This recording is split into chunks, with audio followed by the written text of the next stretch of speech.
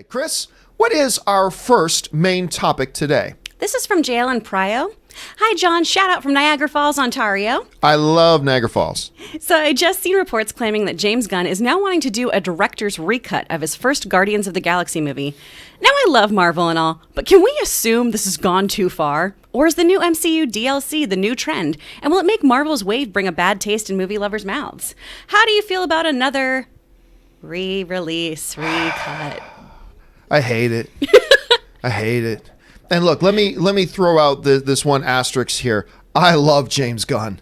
I love James Gunn. No, I think, first of all, I think he's just a really cool dude. But on top of that, I just love him as a filmmaker. I love Guardians of the Galaxy, all that kind of stuff. So understand that first. But that's stupid.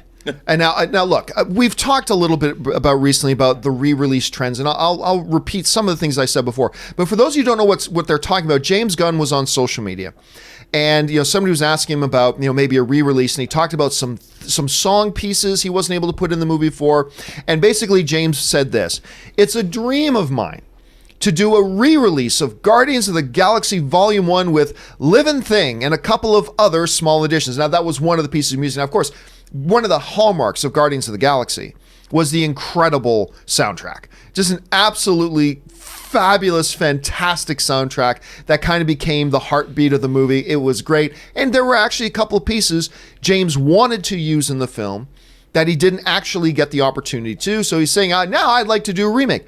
But this sounds like scraping metal nails across a really big chalkboard to me. Now, look, we've talked before about this, but I'll say it again.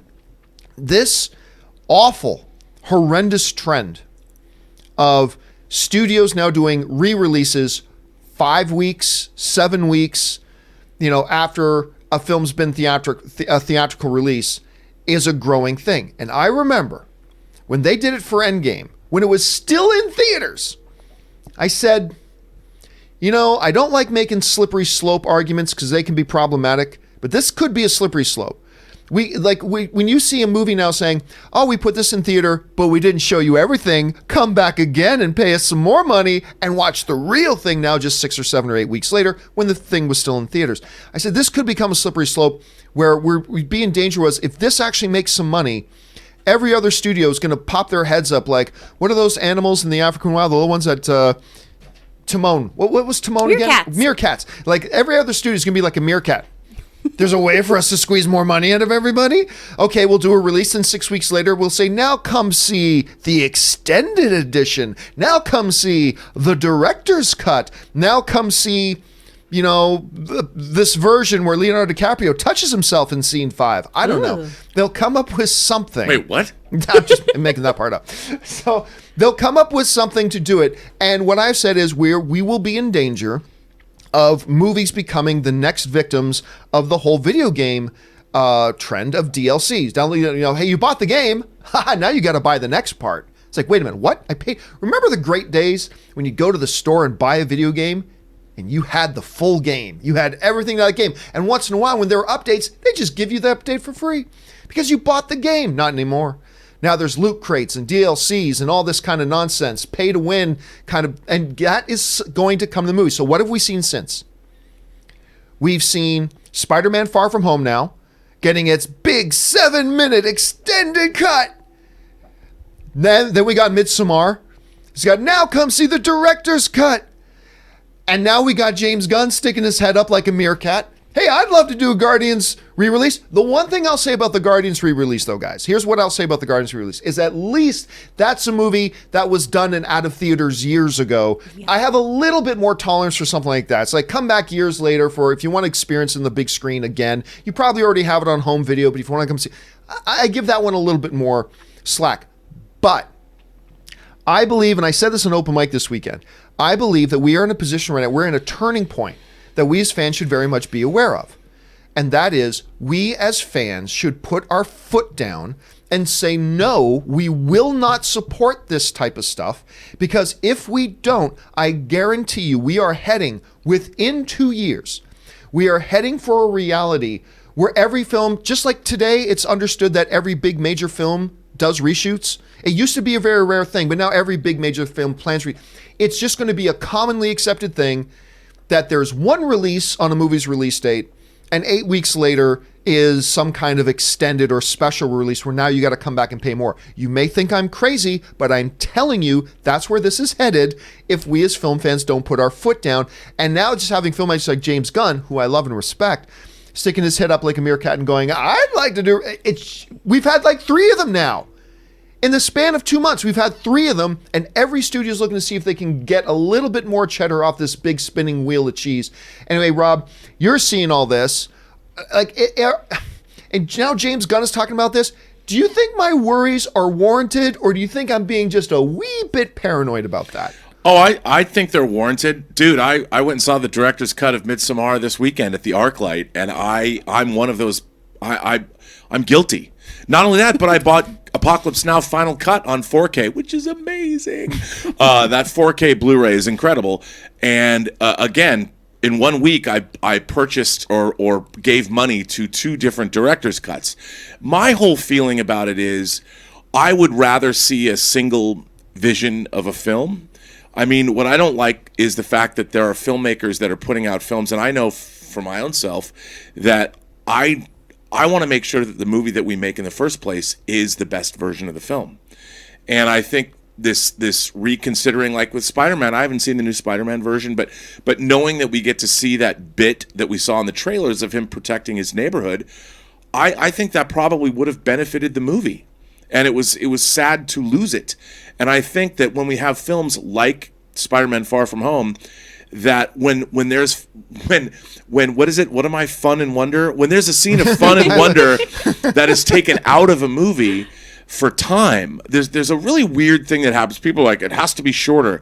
Well, sometimes movies can feel longer the shorter they are. If you give something to audiences is that they love, like Spider-Man protecting his neighborhood, that doesn't necessarily make the movie faster in terms of its or shorter in terms of its. What I don't even know. What am I saying?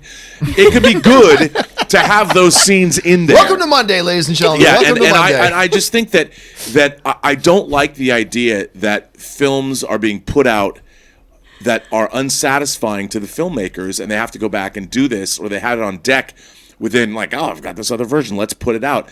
I feel I think, John, it'll be backfire. It's not good in the long run.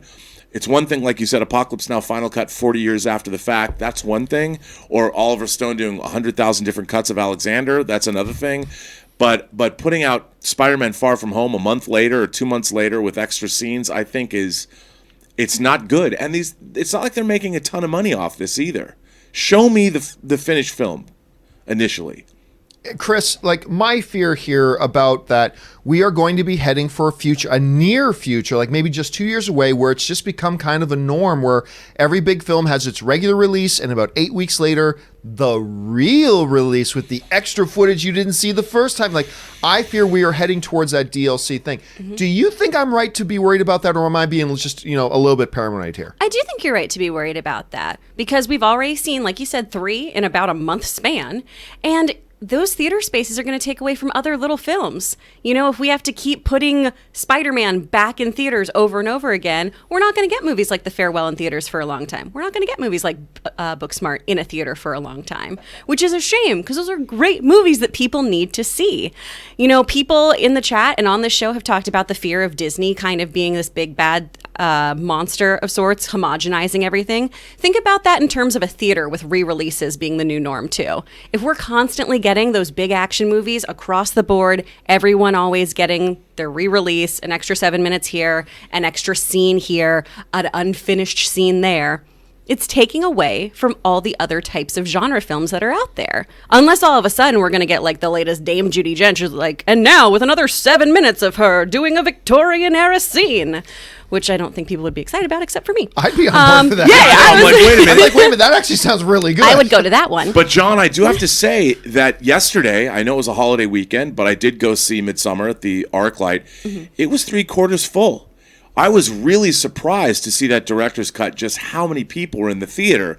And ultimately, if movies are making money, especially a movie like Midsommar from a distributor like A24, I'm kind of all for it. It really, it's problematic. But the whole notion, like, here's the thing that I don't mind. I don't mind, like, I mind a lot less the idea of a Guardians of the Galaxy, which came out years ago, and doing a, hey, come experience on the big screen again, because how often are we going to get a chance to watch it on the big screen again? Very, very rarely. So that's less of a problem to me than the idea of the now studios are going to see this, and it's going to become an intentional thing. We will withhold certain scenes from the first release of the film, so we specifically have something to add as an attraction for the second release of the film that happens while the first release is still in theaters. And that studios are going to try to take advantage of that, because listen, as much as we may not want to admit it, we are easily conditioned. The audience, the studios and the system knows how to condition us, that we just, something that was irritating one day, they know how to condition us to the point that, oh, now it's not an irritant, now we just accept it. So they push it a little bit further and we get irritated, but then we become conditioned to it. And before you know it, we're in a place where they're like giving us a movie, we pay $15 to go see it, only to find out 7 weeks later, that wasn't the real full version of the movie. And now if we pay the money to go see it again, now we'll get it. And that's the world I'm afraid of. Well, can I throw out a question to you then? Yes. So, you know, on Netflix, there is a new version of Quentin Tarantino's The Hateful Eight. Right. He went back and added more to the film, and they have released it episodically. So there's now four episodes, parts, four parts of The Hateful Eight. How do you feel about something like that? See, that's a little bit different, because the same question comes up in the same vein as like Lord of the Rings puts out a special edition. It's like a 4-hour cut. I'm I'm more accepting of that because it's a different release altogether. It's not going to the theater to see a movie, because when I go to pay to see the movie, show me the movie. If you want to get me back into the theater again, it should be because I love the movie and I just want to come back and see it again.